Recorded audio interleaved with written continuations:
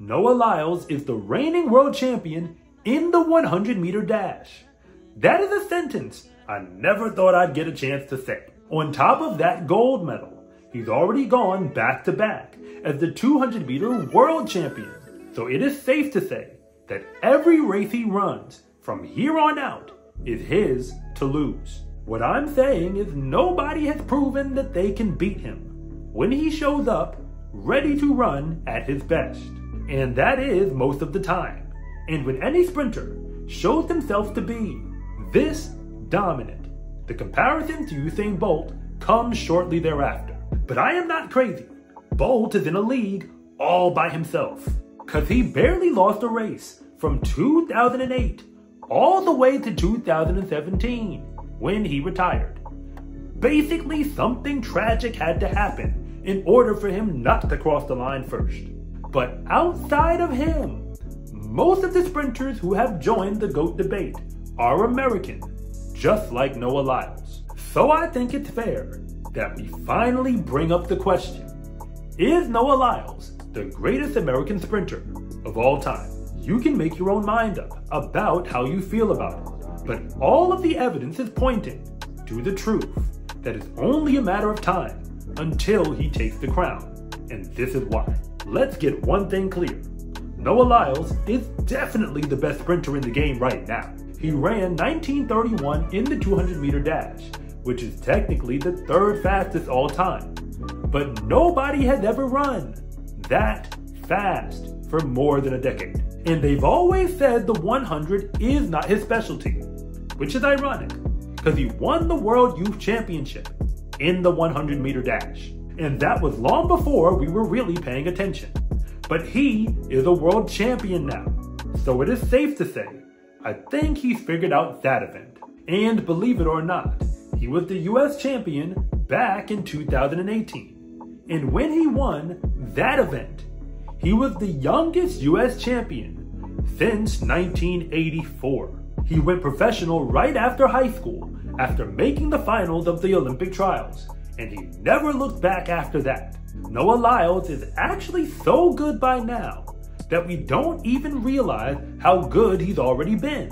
He won a Diamond League championship in the 100-meter dash, and that was in 2019. Yet nobody, including me, thought he'd win the Worlds now.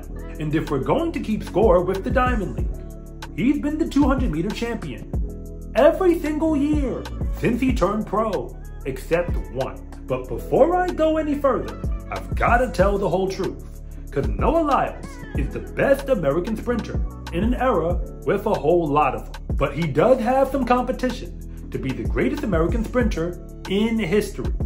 Both Michael Johnson and Carl Lewis before him were the sprinting kings of Team USA more than 2 decades ago. So before we can give the crown to Noah, he's gonna have to take it by force, because their accolades stack up pretty high. Carl Lewis was box office at a time when track and field was barely on camera to even watch it at all. And the honest truth is that sprinting was almost a secondary thing that he did. He's easily one of the world's best long jumpers of all time. But that is not the conversation we are having right now. I also have to point out that his era was just in time for the first World Championship event. He won the first ever 100-meter dash championship in 1983, the first of 3 gold medals he'd win. And he later threw in a 200-meter bronze medal a full decade later in 1993. As for his Olympic success, he won the 100-meter dash twice, albeit one of those was from the infamous 1988 games. But I'm not getting into that right now. And he also won gold and silver in the 200 at the Olympics. That's a whole lot of hardware for just one man. And remember, the relays, and most certainly the long jump, are not our concern. If we're gonna keep being honest, Carl Lewis is definitely a product of his era, because he was the world record holder in the 100-meter dash in 1991. And regardless of how fast the clock may look now, he was the fastest that the world had ever seen in a time before AOL dial-up internet even became a thing. Michael Johnson, on the other hand, is really a 200 and 400 runner, though his claim to fame as being one of the greatest sprinters ever has always been up for debate. But if you ask me, breaking the world record in the 200-meter dash gets you a seat at the table, regardless of whether or not you run the 100. He broke the record at the 1996 Olympics, wearing gold shoes when he did it. A full decade before, Usain Bolt would go on to do the same thing. And he's still the only man to ever win the 200 and the 400 at the same Olympics. 96 was actually his only Olympic medal in the 200, but he went on to repeat as the 400-meter champion in 2000. After all that, he's got 6 gold medals in the World Championships, 2 in the 200 and 4 in the 400. Remember, this man was the world record holder in both the 200 and the 400-meter dash. That alone is good enough to get you a VIP card to the Legends Only Club. So Noah Lyles is now doing his thing, more than 20 years removed from either of their last races. And since that time, Usain Bolt has made it clear that he alone sits atop the mountain as the greatest sprinter ever. But now that Noah has gold medals in the 100 and the 200 at the World Championships, with more victories expected to come, his path to become the greatest American ever looks a whole lot more clear. The truth is that Carl Lewis and Michael Johnson were both world record holders in at least one event. So Noah Lyles is gonna have to break at least one to get himself in the conversation. Ain't nobody touching 958, so the 200 is likely the only event that he has a legitimate shot at it. But after his American record performance, even Usain Bolt knows that anything is possible. But he also needs to keep racking up individual gold medals at the Worlds.